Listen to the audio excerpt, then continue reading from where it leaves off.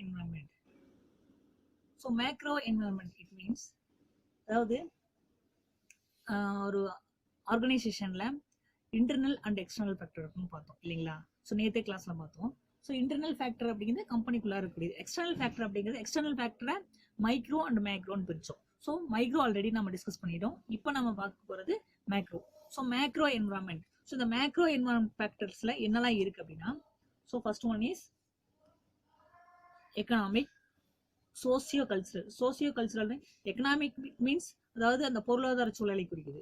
Socio cultural means சமூகத்தை குறிக்குது, சமூகம் மற்றும் அந்த அந்த பண்பாட்டு சூழலை குறிக்குது. தென் பொலிட்டிக்கல் அண்ட் லீகல், அரசியல் மற்றும் சட்ட சூழலை குறிக்குது.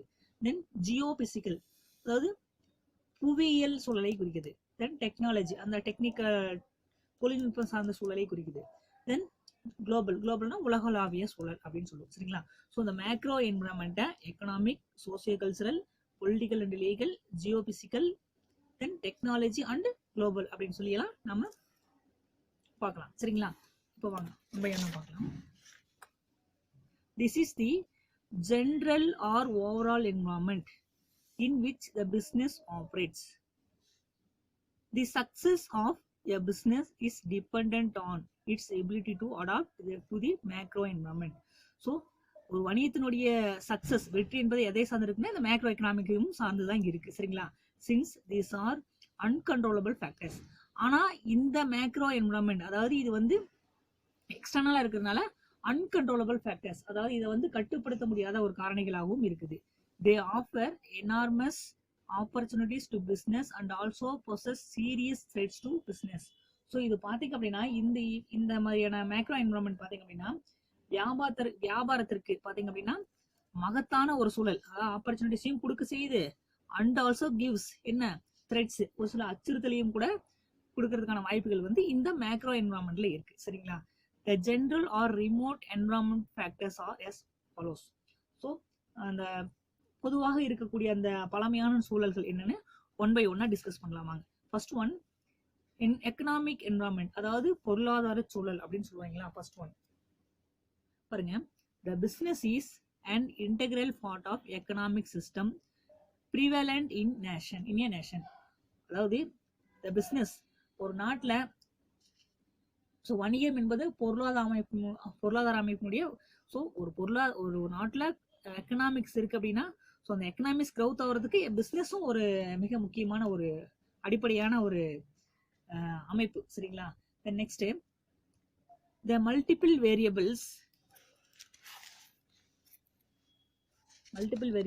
in the macro environment system which has a bearing on a business include. So இந்த பரந்த சூழல்ல பல காரணிகளுடன் இந்த எக்கனாமிக் என்விரான்மெண்ட் வந்து தொடர்பு இருக்கு சரிங்களா. ஸோ அது என்னென்ன அப்படின்னு ஒன் பை ஒன்னா நம்ம இப்போ கீழே டிஸ்கஸ் பண்ணலாம். First one, the nature of economy based on the stage of development. அதாவது பொருளாதாரத்தினுடைய அடிப்படையா அந்த வளர்ச்சி கட்டத்தை அடிப்படையாக கொண்ட இயல்பு, அதாவது இந்த nature of economy based on stage of development, அந்த பொருளாதாரத்தினுடைய அடிப்படை வளர்ச்சி என்னன்னு சொல்லி நம்ம ஒன் பை ஒன்னா பார்க்கலாம். தி countries across the globe can be categorized on the basis of growth and per capita income as developed nations. அதாவது ஒரு நாட்டினுடைய வளர்ச்சி அப்படிங்கிறது எதை சார்ந்து இருக்கும் அப்படின்னா பெர் கேபிட்டா இன்கம், அதாவது தனிநபருடைய வருமானம் சரிங்களா. தென் அதுக்கப்புறம் டெவலப்டு நேஷன்ஸ், அதாவது வளர்ச்சி அடைந்த நாடுகள். தென் அதுக்கப்புறம் டெவலப்பிங் கண்ட்ரிஸ், டெவலப்பிங் நேஷன்ஸ், அதாவது வளரும் நாடுகள். And under developed Nations, so பின்தங்கிய நாடுகள். ஸோ இதுதான் வந்து எக்கனாமிக்னுடைய அந்த சுச்சுவேஷன். அதாவது ஒரு நாட்டில் டெவலப்டும் இருக்கும், டெவலப்பிங் இருக்கும், அண்டர் டெவலப்டும் இருக்கும் சரிங்களா. ஸோ அப்படி பார்க்கும்போது the USA, Japan, Germany, Canada and Australia developed economics generally have high degree of technological advancement. So இந்த USA, Japan, Germany, Canada, Australia இவங்கெல்லாம் பார்த்தீங்க அப்படின்னா டெக்னாலஜிக்கலாக பார்த்தீங்க அப்படின்னா நல்லா க்ரோத் ஆகிட்டு வளர்ந்துட்டு வராங்க. ஸோ அது இல்லாமல் அட்வான்ஸ்மெண்ட்டாகவும் இருக்காங்க. Very strong and robust industrial base and high standard of living. So அவங்களுடைய வாழ்க்கை தரமும் பார்த்தீங்க அப்படின்னா வலுவானதாகவும் உயர்ந்த வாழ்க்கை தரமுடையவர்களாகவும் அதிக வருமானம் உடையவர்களாகவும் பொருளாதார ரீதியா வந்து வளர்ந்தவர்களாகவும் இருக்கிறாங்க. சரிங்களா? Many of these developed nations have successfully integrated the computer-based technologies with their existing business. So இவங்களுடைய வளர்ச்சிக்கு என்ன காரணம் அப்படின்னா, அந்த வளர்ந்த நாடுகளிலேயே அந்த அந்த கணினி தொழில்நுட்பம் வெற்றிகரமாக ஒன்றிணைந்து வளர்ந்ததுனால ஸோ இந்த கண்ட்ரிஸ் எல்லாம் டெவலப்ட் ஆச்சு. தென் நெக்ஸ்ட் பாத்தீங்க அப்படின்னா developing Nations like India, China, Brazil, Mexico or middle income economics are characterized by low to moderate industrial growth, the inequality in the distribution of income, high population, a low standard of living and slow absorption of technology. So ரெண்டாவதா பார்க்கும்போது அடுத்தது நம்ம எதுல வரோம் அப்படின்னா, நம்ம India பார்த்தீங்கன்னா India, தென் China, Brazil, Mexico இந்த நாடுகள்லாம் பார்த்தீங்க அப்படின்னா நடுத்தர வருவாய் உள்ள நாடுகள், பொருளாதாரத்தை வந்து நடுத்தரத்தில் இருக்கக்கூடிய அந்த மிடில் இருக்கக்கூடிய சுச்சுவேஷன்ல இருக்குது. தென் இதுல பாத்தீங்க அப்படின்னா அந்த தொழில்துறை வளர்ச்சியில பாத்தீங்கன்னா மிதமானதாகவும், அப்புறம் அதிக மக்கள் தொகை கொண்டதாகவும், மிக குறைந்த வாழ்க்கை தரமுடையதாகவும், தொழில்நுட்பத்தை வந்து மெதுவாக ஏற்றுக்கொள்ளக்கூடிய அந்த சுச்சுவேஷன்லயும் வந்து இருக்கக்கூடிய ஒரு சுச்சுவேஷன்ல நம்ம இருக்கோம். சரிங்களா? நெக்ஸ்ட் பாத்தீங்க அப்படின்னா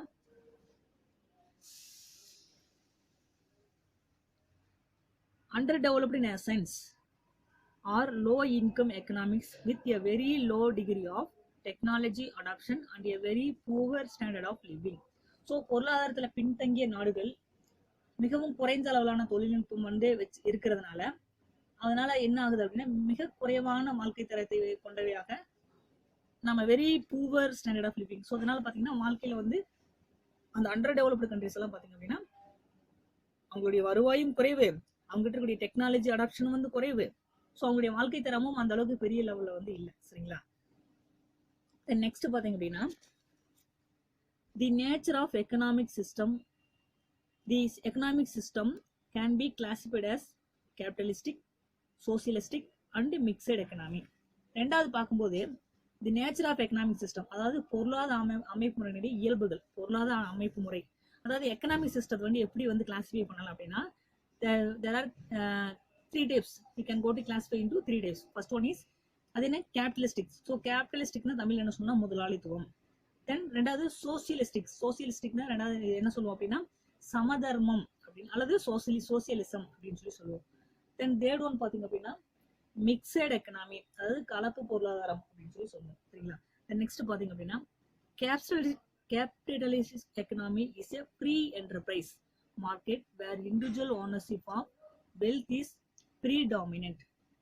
ஸோ நெக்ஸ்ட் பாத்தீங்க அப்படின்னா அதாவது முதலாளித்துவ பொருளாதார அமைப்பு இருக்கு பாத்தீங்களா, ஒரு நாட்டினுடைய உற்பத்திக்கான அனைத்து காரணிகளையும் தனிநபர்களும் அந்த தனியார் நிறுவனங்களை சொந்தமாக்கியும் அதை வந்து மேனேஜ்மெண்ட் பண்றதுக்கும் அரசு வந்து கவர்மெண்ட் பாத்தீங்க அப்படின்னா சப்போர்ட் பண்ணுது. எங்க கேபிட்டலிஸ்டிக்ல. So capitalistic economy is a free enterprise. எப்படி மார்க்கெட் வேர் இண்டிவிஜுவல் ஓனர்ஷிப், அந்த தனியார் நிறுவனத்தை வந்து ஆஃப் வெல்த் இஸ் ப்ரீடாமினன்ட்.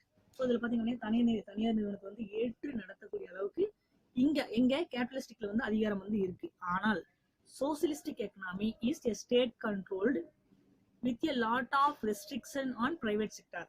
ஆனால் சோசியலிஸ்ட்ல பாத்தீங்க அப்படின்னா சமதர்மத்துல பாத்தீங்க அப்படின்னா பொருளாதார அமைப்பு தனியார் துறை மீது கட்டுப்பாடுகள் வந்து நிறைய இருக்கு. So restrictions on private sector. So private செக்டர்ல பாத்தீங்கன்னா நிறைய ரெஸ்ட்ரிக்ஷன்ஸ் இருக்கு எங்க சோசியலிஸ்டிக்ல. தென் தேர்ட் ஒன் பாத்தீங்கன்னா மிக்சட் எக்கனாமி. ஸோ மிக்சட் எக்கனாமின்னு எதை சொல்லுவோம்? ஸோ இந்த கேபிட்டலிஸ்டிக்கும் சோசியலிஸ்டிக்கும் ரெண்டையும் கலந்துதான் மிக்சட் எக்கனாமின்னு சொல்றோம். சரிங்களா? Mixed economy is a combination of both state owned and private sector ownership. So அந்த மிக்சர்ல அந்த கலப்பு பொருளாதாரத்தை பாத்தீங்கன்னா கவர்மெண்ட்டும் சரி பிரைவேட்டும் சரி இந்த இரண்டுடைய பங்களிப்புமே வந்து என்ன இணைஞ்சதாக இருக்கக்கூடியதான் வந்து மிக்சட் எக்கனாமின்னு சொல்லுவோம். ஸோ இந்த பாயிண்ட் பாத்தீங்க அப்படின்னா ஸோ கேபிட்டலிஸ்டிக் அப்படிங்கிறது பிரைவேட்டை வந்து கவர்மெண்ட் ஆக்கிறதுக்கும் அந்த அரசு வந்து நிறைய சப்போர்ட் எல்லாம் பண்ணுது. ஆனால் சோசியலிஸ்டிக்ல என்ன பண்றாங்க அப்படின்னா பிரைவேட்டுக்கு வந்து நிறைய ரெஸ்ட்ரிக்ஷன்ஸ் வந்து இருக்கு. மிக்சர்ல ரெண்டுமே பிரைவேட் அண்ட் கவர்மெண்ட் ரெண்டுமே இணைஞ்சு செயல்படுற அளவுக்கு சப்போர்ட்ஸ் வந்து பண்றாங்க. நெக்ஸ்ட் பாத்தீங்க அப்படின்னா third one the economic policies. So பொருளாதார கொள்கைகள்னு சொல்லும்போது என்னெல்லாம் அப்படின்னு பார்க்கலாம். The economic policies of a nation, monetary policy, fiscal policy, export import policy, industrial policy, trade policy, foreign exchange policy etcetera are part of the economic environment.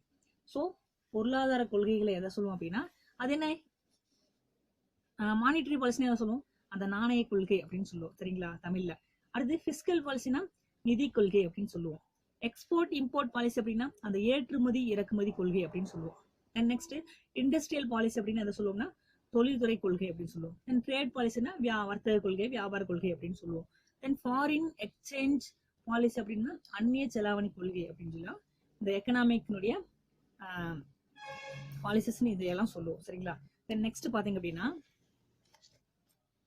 the economic indices. the economic indices என்ன அந்த பொருளாதார குறியீடுகள் அப்படின்னு சொல்லுவீங்களா, அதான் சொல்றாங்க. the economic indices like GDP, GNP, national income, per capita income, balance of payments, rate of savings and investments etc. form an important part of economic environment.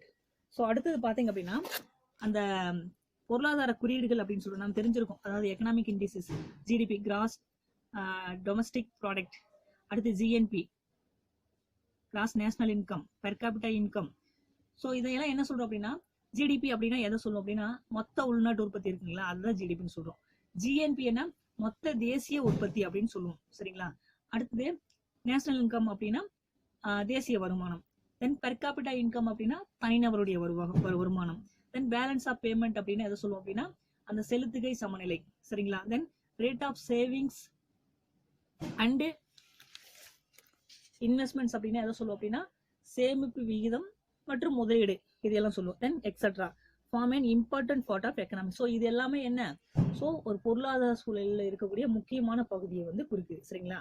Then next பாத்தீங்க அப்படின்னா டெவலப்மெண்ட் ஆஃப் ஃபினான்சியல் மார்க்கெட், அதாவது நிதி சந்தையின எப்படி வந்து financial market வந்து எப்படி விருத்தி ஆகுது எப்படி அபிவிருத்தி ஆகுது அப்படின்னு சொல்லுவாங்க. அதாவது எப்படி டெவலப்மெண்ட் ஆகுது அப்படின்னா development of financial market, the organisation and development of money market.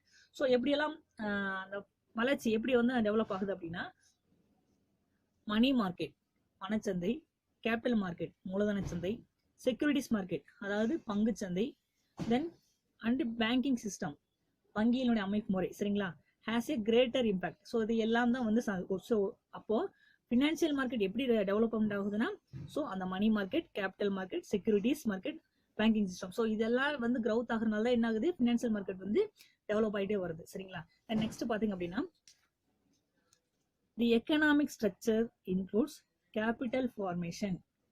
So அடுத்தது பாத்தீங்க அப்படின்னா ஸ்ட்ரக்சர் அதாவது பொருளாதார கட்டமைப்பு. எக்கனாமிக் ஸ்ட்ரக்சர் அப்படின்னா பொருளாதார கட்டமைப்பு அப்படின்னு சொல்லுவோம் சரிங்களா. Economic structure includes capital formation, investment pattern, composition of trade balance, occupational distribution of workforce and the structure of national output. So பொருளாதார கட்டமைப்பு அப்படிங்கிறது எதையெல்லாம் சொல்றாங்க அப்படின்னா கேபிட்டல் ஃபார்மேஷன் அந்த மூலதன உருவாக்கம், தென் இன்வெஸ்ட்மெண்ட் பேட்டர்ன் முதலீட்டு முறை, காம்போசிஷன் ஆஃப் ட்ரேட் பேலன்ஸ் அந்த வர்த்தகத்தினுடைய சமநிலை, occupational distribution to work force தொழிலாளர் உழைப்பினுடைய அளிப்பு, then and the structure of national output தேசிய உற்பத்தியினுடைய கட்டமைப்பு. இது எல்லாம் வந்து உள்ளடக்கிதான் அந்த எக்கனாமிக் ஸ்ட்ரக்சர் அப்படின்னு சொல்லுவோம் சரிங்களா. தென் நெக்ஸ்ட் பாத்தீங்க அப்படின்னா